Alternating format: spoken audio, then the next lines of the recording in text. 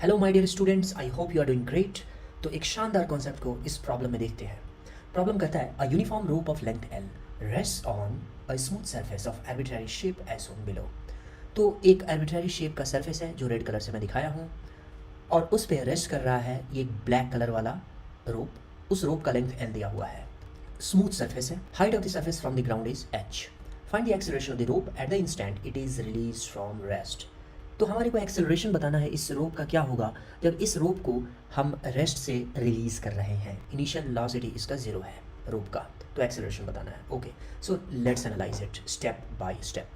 तो सबसे पहले अगर एक्सेलरेशन इस रोप का निकालना है तो हम क्या करते हैं, छोटा सा पार्ट लेते हैं, इतना छोटा पार्ट जिसको हम नियरली स्ट्रेट लाइन अप्रॉक्सीमेट कर सकते हैं। ये एक बहुत छोटा सा पार्ट ऑफ रोप हो गया, elementary part of the rope है और उसका लेंथ मैं मान लेता हूँ dl है, तो ये स्ट्रेट लाइन होगा।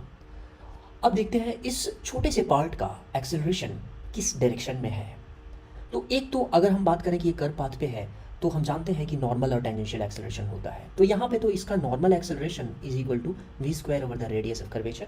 तो यहाँ वी 0 है तो इनिशियल वेलोसिटी 0 होने के कारण नॉर्मल एक्सेलरेशन भी 0 हो जाएगा।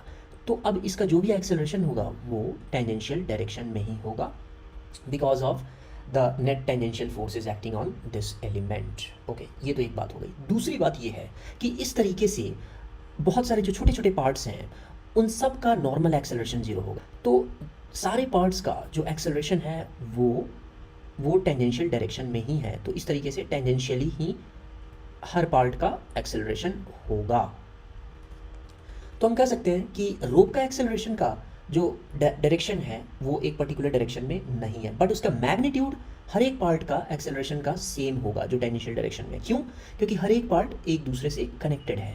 तो ये इसके साथ कनेक्टेड है, तो अगर इसका एक्सेलरेशन ए है तो उसके बगल वाले का भी टेंजेंशियल डायरेक्शन में ए होगा, उसके बगल वाले का भी ए होगा, इस तरीके से।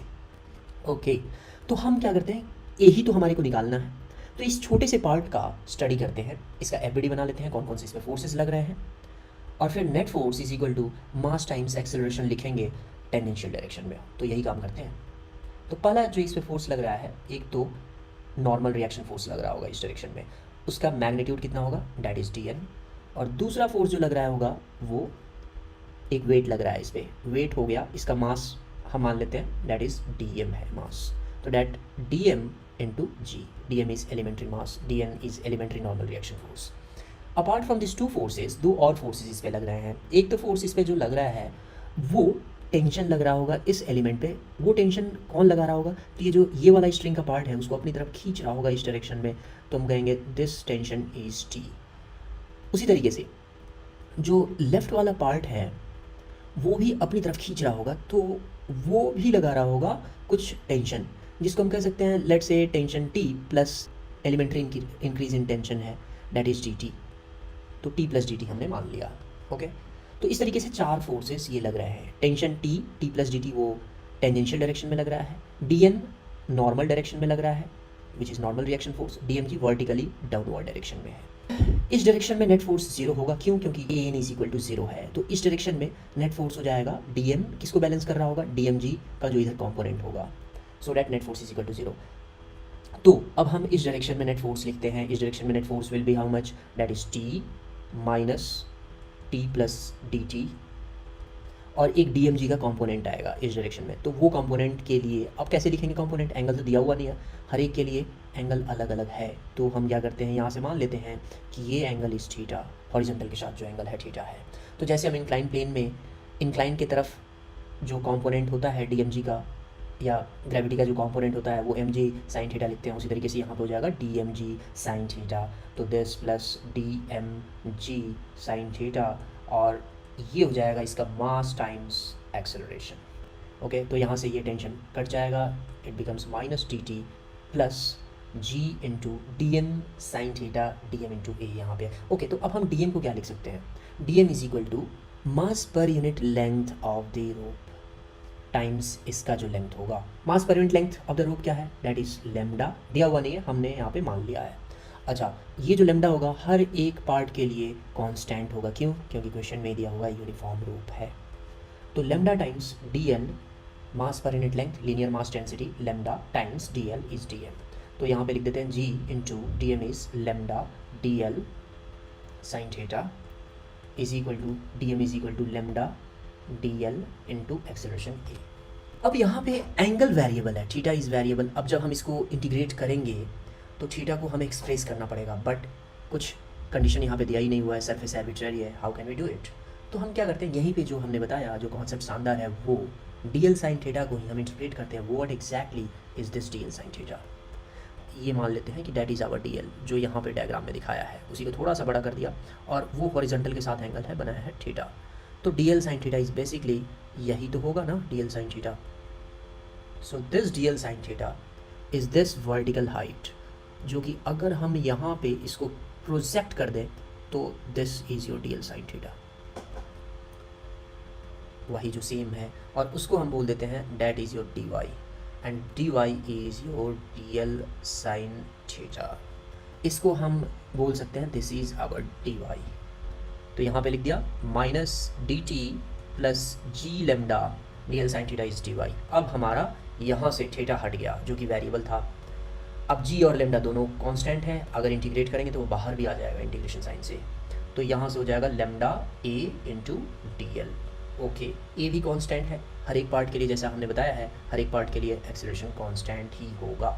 अब इंटीग्रेट करते हैं हर एक पार्ट के लिए। ओके, इंटीग्रेशन डी टी का इंटीग्रेशन कहाँ से कहाँ, इस पॉइंट से लेकर इस पॉइंट तक में। तो यहाँ पे टेंशन कितना है, हम ये देख सकते हैं कि राइट साइड में कोई स्ट्रिंग है नहीं जो कि इसको खींच रहा होगा, तो यहाँ टेंशन हो जाएगा 0। उसी तरीके से इस पार्ट के लिए भी देखें, यहाँ पे इस तरफ में कोई स्ट्रिंग नहीं है तो यहाँ भी टेंशन हो जाएगा 0। तो यहाँ हम कह सकते हैं कि यहाँ पे टेंशन 0 और यहाँ पे भी टेंशन होगा 0, तो 0 to 0 हो गया। तो 0 to 0 dt का integration that will be 0। Okay, ये क्या बात हो गई कि यहाँ भी 0 है, यहाँ भी 0 है, बट बीच में कुछ इंक्रीज़ हो रहा है। तो ऐसा हो सकता है कि कहीं टेंशन इंक्रीज़ कर रहा है, कहीं डिक्रीज़ कर रहा है, बट सारे dt को अगर हम ऐड कर रहे हैं तो नेट मिल करके 0 दे रहा है, क्योंकि एंड पॉइंट्स पे टेंशन है ही नहीं। दूसरी तरफ में स्ट्रिंग्स है ही नहीं, इधर नहीं स्ट्रिंग है, इधर भी नहीं स्ट्रिंग है, तो इसलिए ये वाला चीज़ हो जाएगा 0। अब इसको इंटीग्रेट करते हैं तो हमारा जी और लेमडा कांस्टेंट है, इंटीग्रेशन साइन से बाहर आ जाएगा। और फिर डी वाई का इंटीग्रेशन कितना होगा, ये तो डी वाई है, डी वाई सारे डी वाई को एडअप कर देंगे तो ये हमारा टोटल हाइट एच दे देगा। तो it becomes 0 to h lambda A D l का इंटीग्रेशन। और डी एल का इंटीग्रेशन क्या होगा, हर एक छोटा छोटा डी एल को अगर हम ऐड कर दें, यहाँ पे ये डी एल, ये डी एल, ये डी एल, सारे डी एल को ऐड कर देंगे, छोटे छोटे स्ट्रेट लाइन का टुकड़ा जो है, ये स्ट्रिंग का टुकड़ा है, उसको ऐड कर लिया तो हमारे को ये पूरा लेंथ ऑफ द स्ट्रिंग मिल जाएगा। तो यहाँ हम कह सकते हैं 0 to l। सो यहाँ से हमारा ये जो इक्वेशन दे दिया, लेमडा तो फिर यहाँ पे कट गया, तो it becomes g h is equal to d y का इंटीग्रेशन 0 to h बन गया, h is equal to lambda cut गया, a टाइम्स डी एल का integration 0 to l that is a into l. तो यहाँ से हमारे को एक्सेलरेशन मिल जाएगा g h over l is the net acceleration. तो इस प्रॉब्लम में जो इम्पॉर्टेंट कॉन्सेप्ट है वो वही है कि ये जो है प्रोजेक्शन, इसलिए हम जो यहाँ पे मेथड यूज़ कर रहे हैं that is your projection method. एक और बात कि इसको हम डायरेक्टली भी यूज़ कर सकते हैं किसी और प्रॉब्लम को सॉल्व करने में। कैसे, तो एक छोटा सा प्रॉब्लम लेते हैं, जैसे कि ये यहाँ पे एक हेमिस्फीयर है, हेमिस्फीयर पे एक चेन है वो हैंग कर रहा है, और लेट्स से चेन वो यहाँ से एंगल थीटा सबटेंड कर रहा है। तो हमारे को चेन का एक्सेलरेशन बताना है जब इसको हम रिलीज़ करें तो, और अगेन ये फ्रिक्शनलेस है। तो बेसिकली कंडीशन वही है जो यहाँ पे है, ये आर्बिट्ररी सरफेस है और यहाँ पे ये सम आर्क है, सर्कल का आर्क है।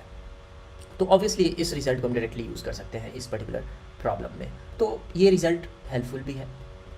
तो यहाँ पे हो जाएगा a is equal to g into height कितना हो जाएगा h will be the vertical projection ये वाला, vertical projection is equal to total radius r minus r cos theta. क्यों, क्योंकि इस राइट एंगल ट्रायंगल में देखेंगे तो ये वाला तो r cos थीटा ही होगा इस वाले राइट एंगल ट्रायंगल में। तो total radius r minus r cos theta is your vertical projection, जो इसमें h का रोल प्ले कर रहा है, over length of the chain हो गया r थीटा, और r ऊपर नीचे से कट जाएगा तो it becomes g into 1 minus cos theta over theta. यही हो जाएगा इसका एक्सेलरेशन चेन का जब इसको हम रेस्ट से रिलीज़ कर रहे हैं तो। Okay students, I hope you understood it very well. अगर कोई भी प्रॉब्लम है तो आप कमेंट में नीचे लिख करके बताओ, और मिलते हैं नेक्स्ट वीडियो में एक अच्छे से शानदार कॉन्सेप्ट के साथ।